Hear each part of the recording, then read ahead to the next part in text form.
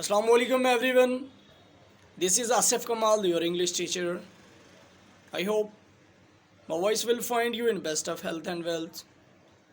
As you know, we are dealing with the exercise of our first chapter.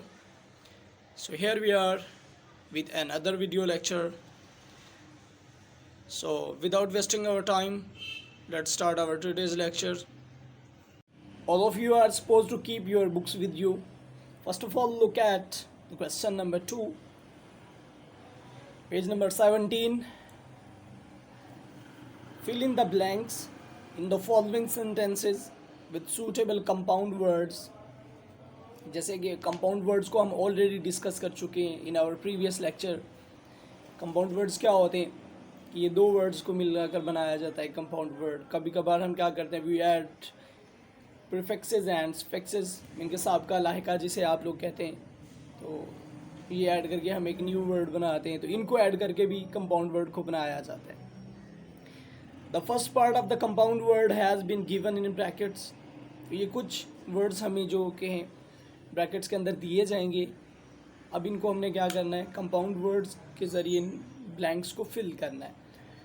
The old man does not straight out of his house without a walking stick. ठीक है, walking तो हमें दिया हुआ है, तो walking stick यहाँ पर हम इसके साथ ऐड करेंगे तो फिर जाके ये सेंटेंस जो है हमारा कंप्लीट होगा. मतलब क्या है कि ये जो बूढ़ा आदमी है वो इनके वॉकिंग स्टिक के बगैर घर से कहीं इधर उधर नहीं जा सकता. ठीक है, इनके बाहर नहीं जा सकता. It was such a far-fetched, F-E-T-C-H-E-D, fetched story that no one was ready to believe it. Mean कि ये ऐसी फालतू फजूल बेहुदा या आप कह सकते हैं झूठ मूठ की कहानी थी कि जिस पर कोई भी यकीन नहीं कर रहा था. Javed Miandad's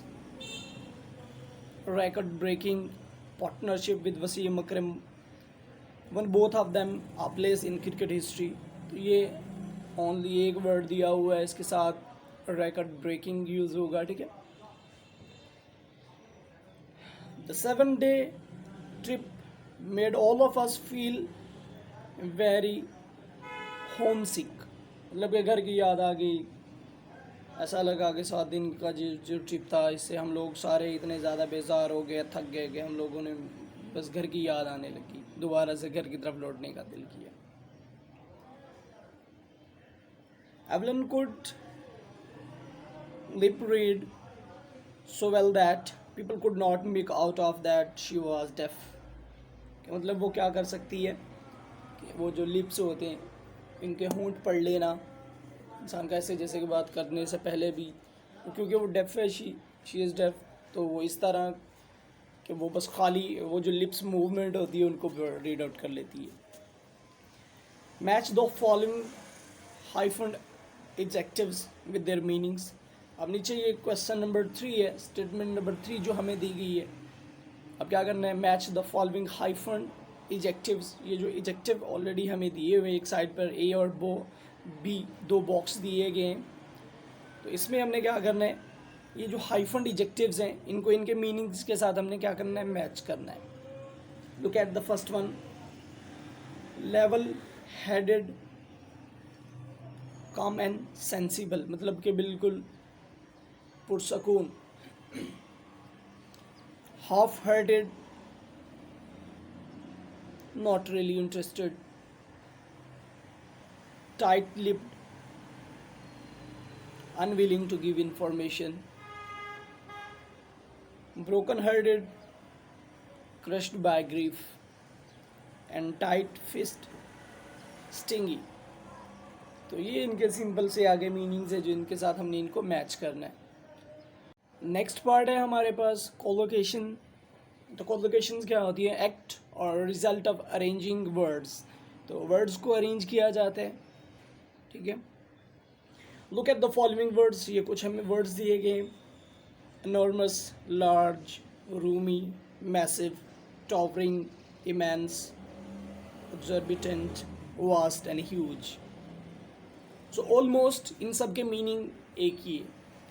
ठीक है, ये जितने भी वर्ड्स हमें दिए गए हैं नीचे इन सब का मीनिंग एक ही है.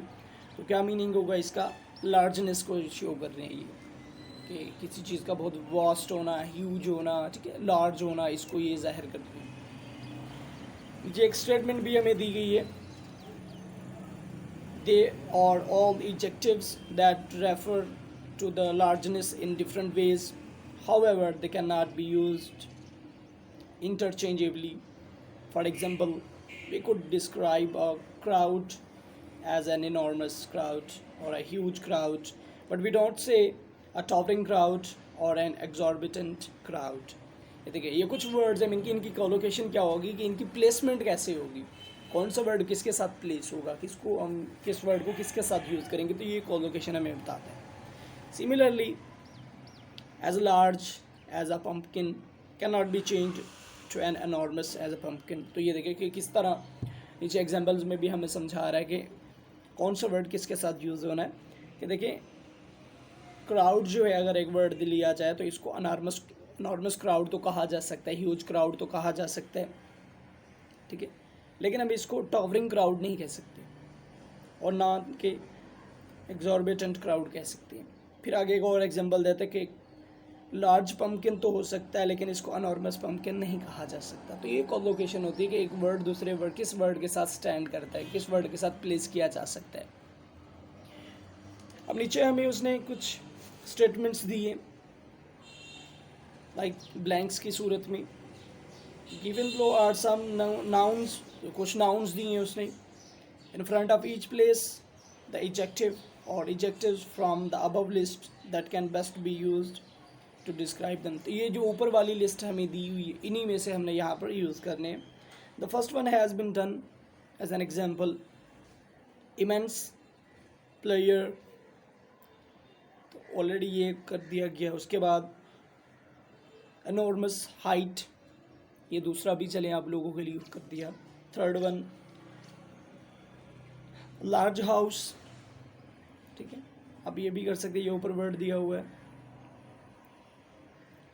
Then exorbitant fees, next page पर हैं तो यहाँ पर भी कुछ 10 तक दिए हुए। टॉवरिंग बिल्डिंग भी आप कर सकते हैं, लार्ज बिल्डिंग भी आप कर सकते हैं, ह्यूज बिल्डिंग भी आप कर सकते हैं। उसके बाद टॉवरिंग पर्सनैलिटी, चले ये 6 जो पहले वो आप लोगों के लिए मैंने सॉल्व कर दिए for your understanding, for your ease. Then next learn spelling, यहाँ पर आपने क्या करना है, स्पेलिंग्स को याद करना है।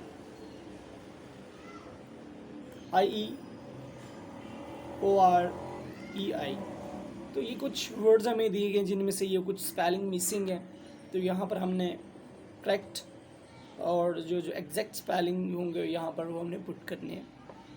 Example, the rule is I before E, expect after C.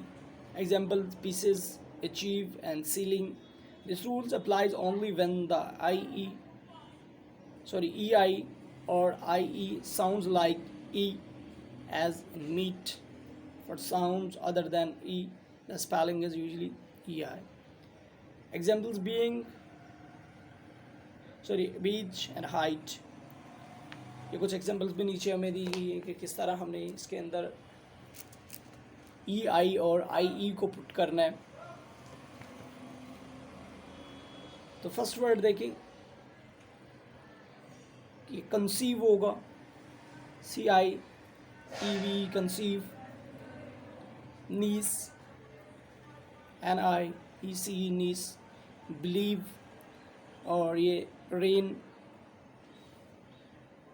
उसके बाद ये कुछ बाकी जो रिमेनिंग्स हैं लाइक 5, 6, 7, 8, 9, 10, 12, 11 एंड 12 जो है, ये 12 तक हैं टोटल। ये आप लोगों ने खुद से सॉल्व करने, सिंपल से हैं बिल्कुल ही। चलिए 5th वन भी आप लोगों के लिए कर देते हैं। ये ब्रीफ, BRIEF ब्रीफ होगा। आगे ये बिल्कुल क्वाइट सिंपल से इजी से वर्ड्स हैं, आप लोगों ने ये वाली फिल इन द ब्लैंक्स जो है खुद से करनी है। So see you in next video. Take care of yourself. Allah Hafiz.